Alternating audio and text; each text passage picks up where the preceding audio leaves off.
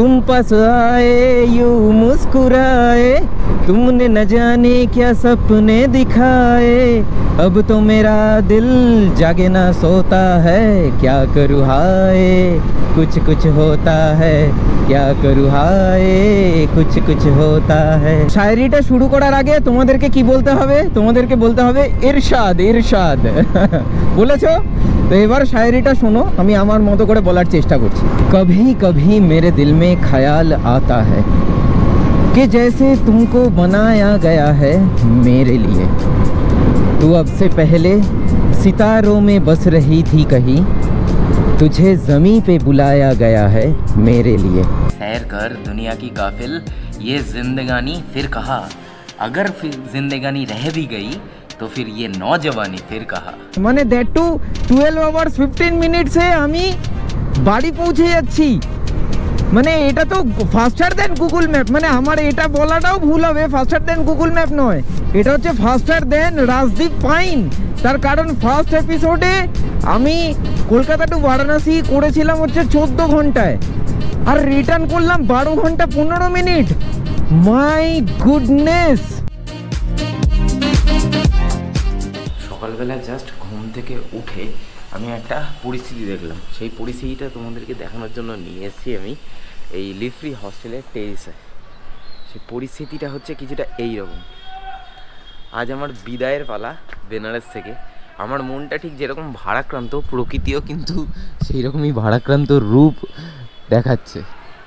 আরে বাবা কি অবস্থা! এই জায়গাটা কিন্তু গঙ্গা নদী, এটা পুরোটাই কিন্তু গঙ্গা নদী। ওইখানে বোট চলছে, আবহাওয়ার জন্য হয়তো বুঝতে পারবে না তোমরা, বাট এটা কিন্তু পুরোটাই গঙ্গা নদী। আর এই হচ্ছে লিফ্রি হস্টেলের টেরেস। এখানে সবাই আসে, একটু মজা টজা করে, সব বসে টসে থাকে। Welcome back to my channel everyone, I hope you guys are doing stupendo fantabulously fantastical. এটা তো গেল একটা ইমোশনাল কথা, কিন্তু প্র্যাকটিক্যাল কথা হচ্ছে এটা যদি ভিজিবিলিটি এইরকম থাকে, ওয়েদারের কন্ডিশন যদি এরকম থাকে, তাহলে ভিজিবিলিটি কীরকম হবে।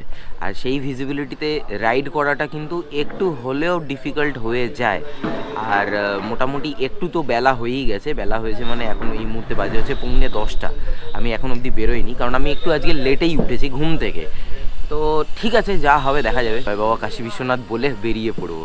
আচ্ছা, তার আগে তোমাদেরকে আমি আমার রুমটা দেখাই। রুমে ঢোকার আগে, rather I should say properly, dorm বেডে ঢোকার আগে, ডরমেটরিতে ঢোকার আগে, বাঙ্ক বেডে গুলোকে দেখানোর আগে তোমাদেরকে বলে দিই, যখন ঢুকবো ভেতরে অনেকেই রয়েছে, একটু আস্তে কথা বলবো, ম্যানেজ করে নিও। তো এই হচ্ছে রুম, আমি ছিলাম হচ্ছে 401-এ, আর এই হচ্ছে বাঙ্ক বেড, আর এটা হচ্ছে আমার বেড ছিল। এখানে আমার ব্যাগ অগোছালো অবস্থায়, এখানে মোবাইল চার্জ হচ্ছে, হেলমেট এখানে।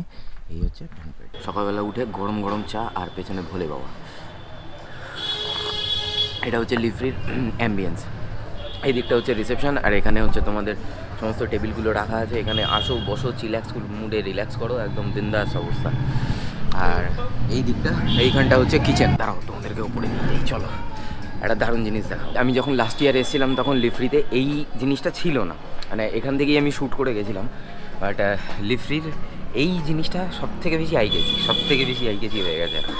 অ্যান্ড দ্যাট ইজ এটা। এখানে হোয়াইট বোর্ড টাঙিয়ে দিয়েছে, আর এই হচ্ছে গ্রাফিটি করা পুরো ফুল বলে। পেছনে এখানে হচ্ছে টিটি বোর্ড, এখানে সবাই এসে টিটি ফিটি খেলতে পারবে, আর পুরোটা গ্লাস ডোরে ঢাকা। Nice ambience. और भैया आपका नाम बता दें। शिवम नाम है सर मेरा। अच्छा, आप कहाँ से हो? मैं चुनार मिर्ज़ापुर से हूँ, अब 4 साल से ही बनारस में ही रह रहा हूँ। अच्छा, अगले साल भी रहोगे ना लिफरी में? बिल्कुल बिल्कुल, अगले साल तक हूँ। अच्छा, मतलब मैं जब भी आता हूँ इधर, तब भी कोई ना कोई बदलता रहता है, रोमेन को छोड़ के। रोमेन अभी भी है? हाँ जी हाँ जी, मैं अभी रहूँगा ना, बस ठीक है। तो अगले साल फिर से मिलेंगे। बिल्कुल बिल्कुल, फिर उसे गर्मजोशी के साथ मिलेंगे। ठंडी में गर्मजोशी से मिलेंगे। सही सही। ঘড়িতে এখন সময় হচ্ছে ঠিক 12:15। লাগেজ আমার লোড করা হয়ে গেছে, চেন ও লিউ আমি করে নিয়েছি। বাই বাই লিফ্রি হোস্টেল। রমেন চলো, টাটা। একদম একদম একদম। আর কলকাতায় গেলে দেখা করো, ঠিক আছে? হ্যাঁ অবশ্যই দাদা, টাটা। ভাই চলো টাটা। লিফ্রি হস্টেলের কিউআর কোড স্ক্যান করেও পে করা যায়, তো সেই স্ক্যানারটাও স্ক্রিনে দেখো চলে আসছে। তো সেখান থেকে স্ক্যান করে তোমরা পে করে এখানে যোগাযোগ করে নিতে পারো, কমিউনিকেশন করে নিতে পারো। ওডোমিটার বলছে হচ্ছে 26,560 কিলোমিটার। বাই বাই লিফ্রি হস্টেল, টাটা। বেরোনোর আগে এই কথাটা না বললেই নয়, ওম পার্বতী পতয়ে হর হর মহাদেব, এই বলে বাড়ির দিকে যাত্রাটা আমি আজকে শুরু করি। সবার প্রথমে ফুয়েল আপ করবো, তারপরে হাইওয়ে ধরবো। চলো হো গিয়া।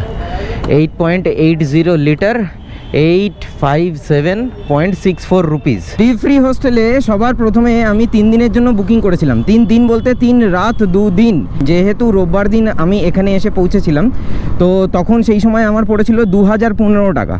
আর তারপরে যেহেতু একদিন আমি এক্সটেন্ড করলাম অযোধ্যা যাওয়ার জন্য, তো সেই কারণে ওই সময় আমার পড়েছে 756 টাকা। তো টোটাল করলে দাঁড়াচ্ছে হচ্ছে 2767 টাকা। এই প্রাইসটা হচ্ছে আমার 4 রাত 3 দিনের জন্য। তো মোটামুটি সস্তাতেই হয়ে যায় বলতে পারো। তো তোমরা যদি কেউ আসতে চাও তো এখানে কন্ট্যাক্ট করে নিতে পারো, অনলাইনে বুকিং করে নিতে পারো। ভোলে বাবা, মা পার্বতী, আসছি আমি, তোমরা ভালো থেকো। আর কাল ভৈরব বাবা আমার সহায় থেকো। কাল ভৈরব বাবা হচ্ছে বেনারসের কোতোয়াল। ওনার ইচ্ছের বিরুদ্ধে কোনো রকমভাবে কেউ কিন্তু বেনারসে প্রবেশ করতে পারে না, আর বেনারস থেকে বেরোতেও পারে না। তাই ওনার ইচ্ছে অনুযায়ী আমার কিন্তু পর 3 বার 2022 সাল থেকে হ্যাট্রিক হয়ে গেল, হ্যাট্রিক। এবং লিফ্রি হোস্টেলেও কিন্তু হ্যাট্রিক। আর সাথে সাথে ধরে নিয়েছি হচ্ছে এখন হাইওয়ে। এই হাইওয়েটা হচ্ছে if I am not wrong then NH44। আর এই হাইওয়েটা স্ট্রেট অন স্ট্রেট চলে গেছে হচ্ছে বিহার থেকে ঝাড়খণ্ড, ঝাড়খণ্ড থেকে ওয়েস্ট বেঙ্গল। আর পার্টিকুলার এইটুকুনি স্ট্রেচের নাম হচ্ছে বিশ্ব সুন্দরী বাইপাস রোড। পার্টিকুলার এই স্ট্রেচটার নাম, কারণ পেছনেই রয়েছে হচ্ছে গঙ্গা, তো গঙ্গা নদীর ওপরে বিশ্ব সুন্দরী ব্রিজ রয়েছে। সইয়া বেশি দেরি না করে ব্রাঞ্চের জন্য একেবারে দাঁড়িয়েই পড়লাম। সে অ্যাজ ইউজুয়াল আমি প্রত্যেকবার এখানেই দাঁড়াই। আর এখান থেকে সৈয়দ রাজা হয়ে বিহার যে ঢুকবো সেখানে মোটামুটি পড়বে হচ্ছে 15 থেকে 20 কিলোমিটার। আর তারপরে বিহারের স্ট্রেচটা পড়বে হচ্ছে মোটামুটি 190 কিলোমিটার। আর ঝাড়খণ্ড হচ্ছে 199 কি 200। আর তারপরে 235 কিলোমিটার হচ্ছে গিয়ে ওয়েস্ট বেঙ্গল। তো এই হচ্ছে বিষয়। তো ব্রেকফাস্ট আমি বলেই দিয়েছি, এখানে ব্রেকফাস্ট তো না, অ্যাকচুয়ালি ব্রাঞ্চ হবে। আর আমি নিয়েছি হচ্ছে এখানে গরম গরম ইডলিটা আমি সব থেকে বেশি প্রেফার করি ট্রাভেল করার সময়, তার কারণে ইডলিটা না অনেকক্ষণ পেটে থাকে। হ্যাঁ, একটু জল খেয়ে নাও, একদম অনেকক্ষণ চলে যাবে। আর সবথেকে বড় কথা, হাইজেনিক, কোনো তেল মশলা ওই রকম কিচ্ছু নেই, শুধু এই চাটনি আর সাম্বার। ঘড়িতে এখন সময় হচ্ছে 1:00, আর ব্রাঞ্চ করে আমি বেরিয়ে পড়েছি। এরপরে আর কোনো অসুবিধা হওয়ার তো কথা নয়, কারণ আমারও পেট টাপুস আর ডিকেরও পেট কিন্তু টাপুস। তো এখান থেকে স্ট্রেট অন স্ট্রেট এই 15 থেকে 20 কিলোমিটারের মধ্যে পড়বে হচ্ছে ইউপি আর বিহারের বর্ডার, যেমনটা বলছিলাম। তো বিহারে ঢুকবো, তারপরে একদম বিহারে ফুয়েল আপ করবো না, কারণ বিহারে ফুয়েলের দাম বেশি। তো তার জন্যই আমি ইউপি থেকেই পুরো ফুল ট্যাঙ্ক করে নিয়েছি। আবার নেক্সট যেটা করব সেটা হচ্ছে ঝাড়খণ্ডে গিয়ে ফুয়েল আপ করবো। সৈয়দ রাজা জাস্ট ক্রস করলাম, আর এই যে ব্রিজটা, এই ফ্লাইওভারটা ক্রস করে আমি এখন ঢুকে যাচ্ছি হচ্ছে বিহারে। এবারে বিহারের স্ট্রেচটা মোটামুটি 190 থেকে 200 কিলোমিটারের কাছাকাছি হবে। তো এই স্ট্রেচটা আমি কমপ্লিট করে নেই। সূর্যি মামা মোটামুটি আছে, ঠিকঠাকই আছে। ঠান্ডা লাগছে, কিন্তু যেহেতু সূর্যের আলোটা গায়ে পড়ছে তার জন্য খুব একটা বেশি প্রবলেম কিন্তু হচ্ছে না। আর বিহারে ঢুকেই কিন্তু ডাইভারশন পিছু ছাড়বে না। বনুয়া খিলাই কে মনুয়া খিলাইলে गोड़े गोड़े मुखरे पे छुट्टा नहीं है। नौनारीगंज बिहार राज्य में आपका स्वागत है। एक चुम्मा तो मुझसे उधार ले और बदले में यूपी बिहार ले। কি ছ্যাবলামো করছি আজকে, একটু ছ্যাবলামো করবো কিন্তু। হ্যাঁ, এই যে মাঝখানে দেখো রাস্তাটা কাটা রয়েছে, এই কাটা রাস্তা দিয়ে আমি যে আমার টায়ারটা লাগিয়েছি ট্র্যাম্পলার ST, তাতে কিন্তু এক বিন্দু মাত্র বাইক কিন্তু হিলছে না, এক বিন্দু মাত্র হিলছে না। মানে একদম স্ট্রেট অন স্ট্রেট যাচ্ছে, স্ট্রেট অন স্ট্রেট, কোনো প্রবলেম হচ্ছে না। এত ভালো গ্রিপ দিয়েছে, এত ভালো গ্রিপ।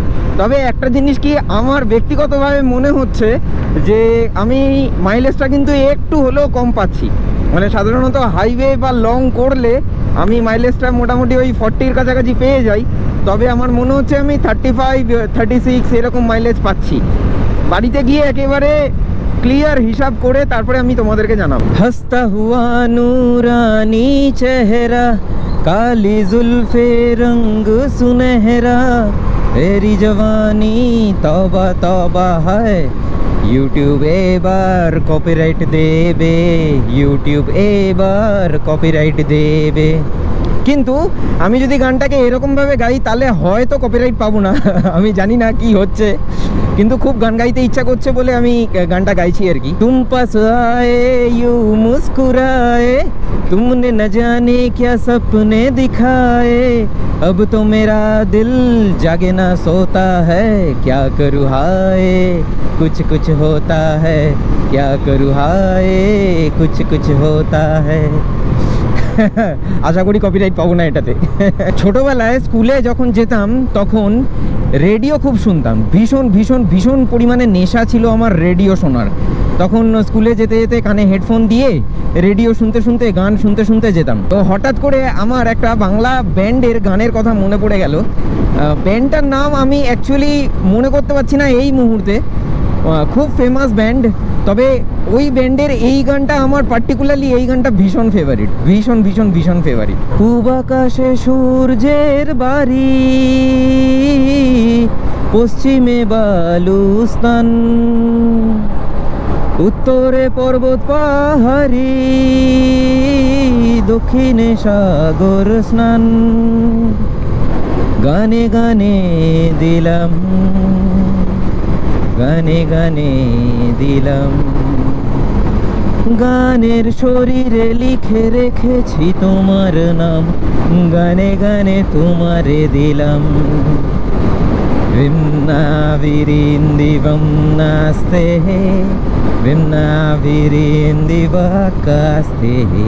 এক একটা রাইড না এক এক রকমের হয়। কিছু কিছু সময় না রাইড করতে করতে একটু গান করা, একটু শের ও শায়রি করা, একটু র মানে ভাইবসটা দেওয়া, এই জিনিসটাও ইম্পর্টেন্ট হয়ে যায়। তো সেই কারণে আমি একটুখানি আর কি তোমাদের সাথে একটুখানি গান বাজনা করছিলাম আর কি। গান বাজনা মানে কি ওই আর কি একটু গান ফান গাইছিলাম। তো আশা করছি তোমাদের ভালোই লাগছে এখন অবধি ব্লগটা। যদি ভালো লেগে থাকে এই টোটাল বারাণসী সিরিজটা, তাহলে কিন্তু প্লিজ ব্লগগুলো একটু শেয়ার করে দিও, আর তার সাথে সাথে চ্যানেলটাকে একটুখানি সাবস্ক্রাইবও করে দিও। গান বাজনা আর শের ও শায়রি নিয়ে যখন কথাবার্তা হচ্ছেই, তখন আমার গুলজার সাহাবের লেখা একটা শের ও শায়রি, এটা কিন্তু এটা খুব ফেমাস গানও বটে। তো এই মানে শেরটাকে বা এই শায়রিটাকে আমি আমার মতো করে একটুখানি বলার চেষ্টা করছি। আমি পারবো না যদিও, বাট একটুখানি চেষ্টা করছি। শায়রিটা শুরু করার আগে তোমাদেরকে কি বলতে হবে? তোমাদেরকে বলতে হবে ইরশাদ, ইরশাদ। বলেছো?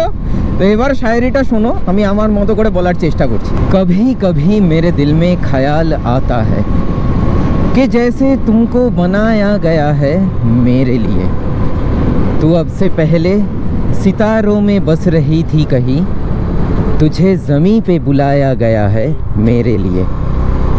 सुहाग रात है घूंघट उठा रहा हूँ मैं, सिमट रही है तू शर्मा के अपनी बाहों में।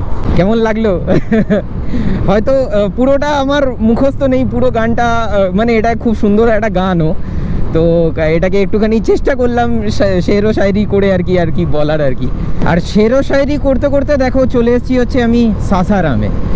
আর সাসারামের পাহাড়টা ঠিক হচ্ছে আমার ডান দিক আর বাদিকে, এই এখানে ডাইভারশন, আর এই হচ্ছে বাদিকে তোমার সাসারামের পাহাড়টা। সাসারামের এখানে একটা ওয়াটারফলও আছে, কিন্তু তোমরা যদি কখনো ভিজিট করো অবশ্যই কিন্তু সেই ওয়াটারফলটা কিন্তু ভিজিট করবে। দারুণ ওয়াটারফল, আর বিশেষ করে বর্ষাকালে খুব খুব খুব সিনিক লাগে। হ্যাঁ, উল্টো দিক থেকেই এসো, এরকমই তো চলার নিয়ম, তাই না? ঠিক ঠিক। চলো চলো, আজকে খুব রোম্যান্টিক মেজাজ আছে আমার, ভীষণ রোম্যান্টিক মেজাজ, ভীষণ জলি মেজাজে আমি রাইড করছি আজকে। আর দেখতেই দেখতে চলে এসছে হচ্ছে সোন রিভার। সোন বিহারের সব থেকে বড় এবং চওড়া নদী, সেটা হচ্ছে সোন রিভার। সোন রিভার ক্রস করব, তারপরে আরও কিছুটা এগোনোর পরে পড়বে হচ্ছে আমাদের ঝাড়খণ্ড। ইয়েস, এখনো অবধি নন স্টপ, এখনো অবধি নন স্টপ। ঠিক আছে, অসুবিধা নেই। ঘড়িতে কটা বাজে এখন দেখি তো?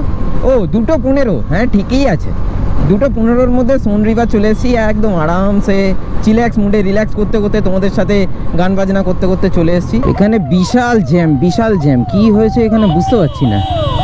এখানে আবার অ্যাম্বুলেন্স উল্টো দিক দিয়ে যাচ্ছে, এরকম তো জ্যাম হওয়ার কথা নয়। লোকজন দৌড়াচ্ছে, কিছু কি দুর্ঘটনা ঘটলো নাকি? ইতনা জাম क्यों लगा है?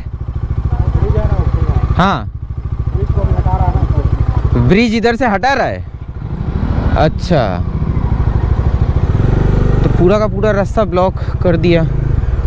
अच्छा, এই ব্রিজটা এখান থেকে সরাবে। আচ্ছা, মানে রাস্তা চওড়া হবে হয়তো, সেই কারণে এই ব্রিজটা এখান থেকে সরাবে। ওকে, দেখি এখানে কতক্ষণ এটার জন্য ওয়েট করতে হবে। এটা তো একটুখানি দুষ্কর ব্যাপার হয়ে যাবে তাহলে। বাইক নিকল जाएगा ना? बाइक निकल जाएगा ना? अच्छा अच्छा, हाँ 1 मिनट हाँ थैंक यू। ओके हाँ थैंक यू। ওকে চলো, যেতে যখন দিয়েছে তাহলে তো আর কোনো চিন্তা নেই। বেশিক্ষণ দাঁড়াতে হয়নি, 1 মিনিট 2 মিনিটের কাছাকাছি। এবারে এখান দিয়ে আমি কিভাবে যাব সেটাই হচ্ছে দেখার বিষয়। এখান দিয়ে কোন দিকটা দিয়ে যাব? পুরো রাস্তাটাই তো ব্লক হয়ে রয়েছে।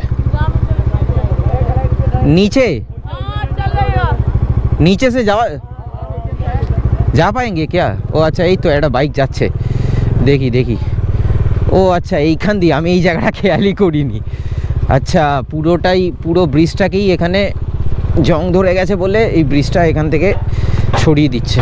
ওকে বাবা, হাইওয়ের সাথে সাথে অফরোড হয়ে গেল তো। এটা তো দারুণ ব্যাপার হলো আমার সাথে। চলো চলো চলো চলো চলো, ধীরে ধীরে ধীরে ধীরে। হ্যাঁ এই তো, ওটো ওটো ওটো ওটো। ওকে ওকে ওকে, এই হচ্ছে বাইক থাকার সুবিধা। চলো টাটা। বাবা, লাইন দিয়ে জ্যাম লেগে গেছে, উড়ে সর্বনাশ। মোটামুটি আর ওই ঝাড়খণ্ড বর্ডার যেটা রয়েছে ওটা হচ্ছে চোরদাহা, ওই জায়গাটায় পৌঁছাতে আর মোটামুটি 60 কিলোমিটার বাকি রয়েছে। আর ঘড়িতে সময় হচ্ছে এখন 3:15, মানে 1:15-এ ঢুকেছিলাম আর 3:15, মানে 2 ঘন্টা এখন অবধি হয়ে গেছে বিহারে রয়েছি আমি। চলো, ফাঁকা রাস্তা একটু টেনে দেই এখানে।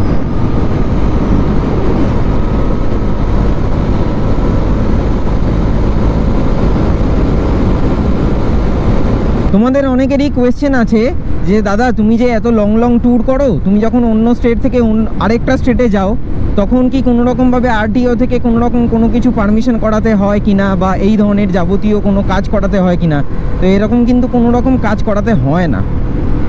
আর মানে সেটা তুমি যে কোনো স্টেট থেকে যে কোনো স্টেটে যাও না কেন, মানে ওয়েস্ট বেঙ্গল থেকে ওড়িশা যাও, ওয়েস্ট বেঙ্গল থেকে তোমার ঝাড়খণ্ড যাও, বিহার যাও, তারপরে তোমার ওয়েস্ট বেঙ্গল থেকে তুমি আসাম ঢোকো, তো যেখানেই ঢোকো না কেন ওখানে কোনো রকমভাবে কিন্তু সিকিউরিটি চেক সেরকমভাবে হয় না, আর তার জন্য কোনো রকম কাগজপত্র বা কোনো কিছু দেখাতে হয় না। এবারে রুট পারমিট বা এই ধরনের জিনিসপত্রগুলো তখনই করাতে হয় যখন তুমি রিমোট কোনো জায়গায় যাচ্ছ, একদম রিমোট এরিয়া, তো তখন তোমাকে ওই ধরনের রুট পারমিটগুলো করাতে হবে। তোমাদের সাথে কথা বলতে বলতে, গল্প করতে করতে, হাসি ঠাট্টা গান করতে করতে আমি বিহার ক্রস করছি। এখন ঘড়িতে সময় হচ্ছে 4:15, আর মোটামুটি ওই 3 ঘন্টার মতো সময় লাগলো এই 190 থেকে 200 কিলোমিটার ক্রস করতে। আর এরপরেই আসবে হচ্ছে চৌপারনের জঙ্গল, চৌপারন। আর যেই জায়গাটা দিয়ে ক্রস করছি এই জায়গাটার নাম হচ্ছে চোরদাহা। শুরু হয়ে গেছে চৌপারনের জঙ্গল, আর এই চৌপারনের জঙ্গলের রাস্তাটা কিন্তু বেশ সুন্দর, বেশ ভালো। কিন্তু 9.02 লিটার পেট্রোল গেল আর 909 টাকা 75 পয়সা। ওকে, তাহলে ডিকের পেট টাপুস করা হয়ে গেছে। এবারে একটুখানি দাঁড়াবো, কারণ মোটামুটি ওই 1টা থেকে রাইড শুরু করেছি, মানে আফটার ব্রাঞ্চ রাইড শুরু করেছি, এখন অবধি ননস্টপ রাইড করে যাচ্ছি। তো এবারে সামনে কোথাও একটা ভালো জায়গা দেখে একটু দাঁড়াবো, একটু গরম গরম চা কফি টফি কিছু খাবো, বিস্কুট খাবো, তারপরে আবার রাইড শুরু করবো। ঘড়িতে এখন সময় হচ্ছে ঠিক 6:45, আর আমি চলে এসেছি একটা টি ব্রেক নিতে। টি ব্রেক বা এখানে যদি খাবার ভালো কিছু যদি পাওয়া যায় তাহলে সেক্ষেত্রে সেটা নেব আমি। আর মোটামুটি প্রায় ধরে নাও 350 কিলোমিটারের কাছাকাছি আমার রাইড করা কিন্তু হয়ে গেছে একেবারে। আর আমার কফি চলে এসছে, একদম গরম গরম কফি। এই হচ্ছে গরম গরম কফি।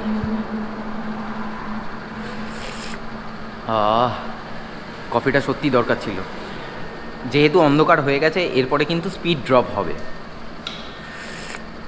যার জন্য এতটা লম্বা একটুখানি স্ট্রেচ করে নিলাম দিনের আলো থাকতে থাকতে। ম্যাগি বানানো হচ্ছে, ম্যাগি মটরশুঁটি দেওয়া হয়েছে আর এখানে মশলা দেওয়া হচ্ছে। এখানে একটুখানি হাতটাও সেঁকে নিচ্ছি আমি, বেশ ভালোই। উনুনের ঘরে এসে এখানে, কারণ এরপরে ঠান্ডা লাগবেই, একটুখানি গরম করে নিই বডিটাকে। তোমাদের মধ্যে এরকম অনেক ভাই বন্ধু আছো যারা আমাকে পার্সোনালি ডিএম করে বলেছো, দেখা করে বলেছো যে তোমার মতো সোলো রাইড আমিও করতে চাই, কিন্তু দাদা পার্টনার পাই না। আমার সত্যি ভীষণ পরিমাণে রাইড করতে ইচ্ছা করে। তো সেই সমস্ত ভাই বন্ধুদের জন্য একটা শায়ের, সैर कर दुनिया की गाफिल, सैर कर दुनिया की गाफिल, ये जिंदगानी फिर कहा, अगर फिर जिंदगानी रह भी गई तो फिर ये नौजवानी फिर कहा। তাওয়া তাওয়া ম্যাগি খাওয়া হয়ে গেছে, এরপরে হচ্ছে আবার গরম গরম এক কাপ চা নিয়ে নিলাম। এখানকার চাটা বেশ ভালো, কারণ এর আগে আমি এখানে খেয়েছি। আর এখন এই মুহূর্তে বলা হয়নি তোমাদেরকে, আমি এই মুহূর্তে দাঁড়িয়ে রয়েছি হচ্ছে সোনতুর্পিতে। এটা হচ্ছে বাগোদার রয়েছে, বাগোদারের ঠিক একটুখানি আগে সোনতুর্পি। এই হোটেল সাগর সঙ্গম তো নাকি না, hotel Sangam restaurant and lodge, এই হচ্ছে পেছনে সেটা এটা। আর মোটামুটি এখন প্রায় আধা ঘন্টা তো হয়েই গেছে, আধা ঘন্টা ধরে আমি রেস্ট নিয়েই যাচ্ছি, চা খাচ্ছি, এই খাচ্ছি সেই খাচ্ছি, যা তা করে যাচ্ছি। বাইকের একটু রেস্টের প্রয়োজন ছিল, তো ঠিক আছে। এখন আধা ঘন্টা 45 মিনিটের মধ্যে আশা করছি 6:30টার মধ্যে বেরিয়ে যেতে পারবো। এখান থেকে ধানবাদের ডিস্টেন্স দেখাচ্ছে হচ্ছে 83 কিলোমিটার, দুর্গাপুরের ডিস্টেন্স দেখাচ্ছে 144 কিলোমিটার, আর বর্ধমানের ডিস্টেন্স দেখাচ্ছে, মানে শক্তিগড়ের ডিস্টেন্স দেখাচ্ছে হচ্ছে 250 কিলোমিটার। আর ওখান থেকে 110 কিলোমিটার হচ্ছে আমার বাড়ি। 110 হবে না, 90 থেকে 100ই হবে। তো যাই হোক, চলো স্টার্ট দেই, এগোতে থাকি। চলো টাটা। আবার এই চত্বরে যদি কখনো আসি তাহলে আবার দেখা হবে, এখানে দাঁড়িয়ে চাও খাওয়া হবে। একেবারে ঘুটঘুটে অন্ধকার রাস্তা, একেবারে ঘুটঘুটে অন্ধকার রাস্তা, মানে স্ট্রিট লাইটগুলো পর্যন্ত জ্বলছে না। তো সামনে একটা টোল প্লাজা আমি দেখতে পাচ্ছি, আশা করি তোমরাও দেখতে পাচ্ছ। তো এই টোল প্লাজাটা এসছে বলে একটুখানি আলো আলো লাগছে, আদারওয়াইজ ভীষণ অন্ধকার, ভীষণ অন্ধকার। তবে রাইড করে মজা হচ্ছে, কোনো অসুবিধা নেই, একদম নর্মাল স্পিডেই আমি যাচ্ছি। আপাতত তো এখন অবধি কন্ডিশন সব কিছুই ওকে রয়েছে। এই রাস্তাটা বেশ ভালো, এই রাস্তাটা বেশ ভালো। আকাশের মেঘে ঢাকা তারা আর স্ট্রিট লাইটগুলোকে সাক্ষী রেখে আমি এখন তীরের বেগে এগিয়ে চলেছি আসানসোলের দিকে। তার আগে পড়বে হচ্ছে ধানবাদ। ধানবাদ বেশি দূর নেই, ধানবাদ আর এখান থেকে আর মোটামুটি ওই 30-40 কিলোমিটারের কাছাকাছি হবে, 30 হবে। আর আসানসোল এখান থেকে হচ্ছে ওই মোটামুটি ধরে নাও 105 কিলোমিটারের কাছাকাছি। রাতের অন্ধকারে কখন আমি ধানবাদ ক্রস করে এখন মোটামুটি বেঙ্গল আর ঝাড়খণ্ডের বর্ডারে চলে এসেছি সেটা আমি বুঝেই উঠতে পারিনি। আর একটুখানি পেট্রোলটাকে টপ আপ করে নিচ্ছি আমি, কারণ হচ্ছে বেঙ্গলে পেট্রোলের প্রাইসটা বেশি আছে, বেশি যাবে না, 2 লিটার হার্ডলি 3 লিটার যাবে হয়তো, কারণ একটুখানি চেপে বুঝে চলতে হয়, কারণ একটা ট্রিপের মধ্যে পেট্রোলই মেন পয়সাটা খরচা হয়ে যায়। তাহলে পেট্রোল গেল হচ্ছে 4.56 লিটার, 456 টাকা 95 পয়সা। ঘড়িতে এখন সময় হচ্ছে 8:15 আর আমি ঢুকে গেছি হচ্ছে ওয়েস্ট বেঙ্গলে। 8:15। এবারে এখান থেকে শক্তিগড় পর্যন্ত রাস্তা মোটামুটি ভালোই পাবো, শক্তিগড়ের পর থেকে রাস্তাটা একটু খারাপ হয়ে যাবে, তো এই রাস্তাটায় একটুখানি টেনে চালিয়ে নিই। ঘড়িতে এখন সময় হচ্ছে 8:57 আর আমি পৌঁছে গেছি হচ্ছে দুর্গাপুর। এবারে শক্তিগড়ে একটুখানি দাঁড়াবো, একটু টি ব্রেক নেব, কারণ একটুখানি চায়ের প্রয়োজন আছে। মোটামুটি যথেষ্ট ভালো স্পিড মেনটেন করতে পারছি বলে এত তাড়াতাড়ি আমি পৌঁছাতে পারলাম দুর্গাপুরে। ঘড়িতে এখন সময় হচ্ছে ঠিক 10:15 আর জাস্ট শক্তিগড় ঢুকলাম।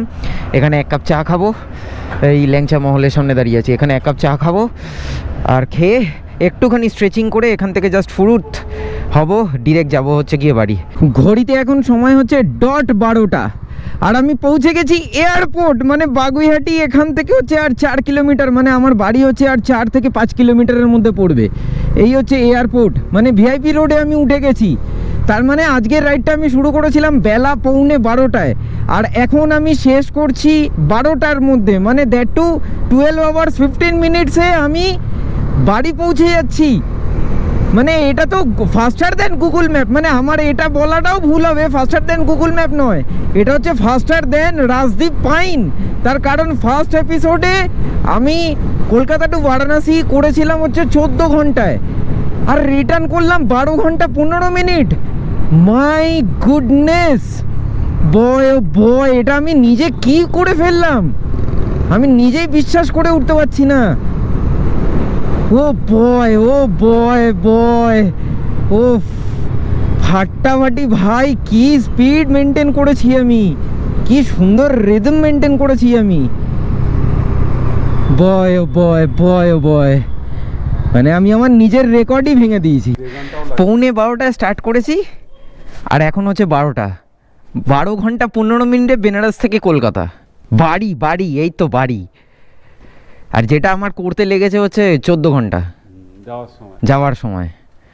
আরে বাপ রে, দাঁড়াও দেখিয়ে দিই ওডোমিটারটা কত রয়েছে। এই সরি, ওডোমিটার এখানে রয়েছে 27,245। আর আজকের রাইডটা আমি শুরু করেছিলাম হচ্ছে 26,560 কিলোমিটারে। তাহলে বেনারস থেকে আমার বাড়ি হয়ে গেল 685 কিলোমিটার। আর আমি রাইডটা শুরু করেছিলাম 25,358 কিলোমিটারে।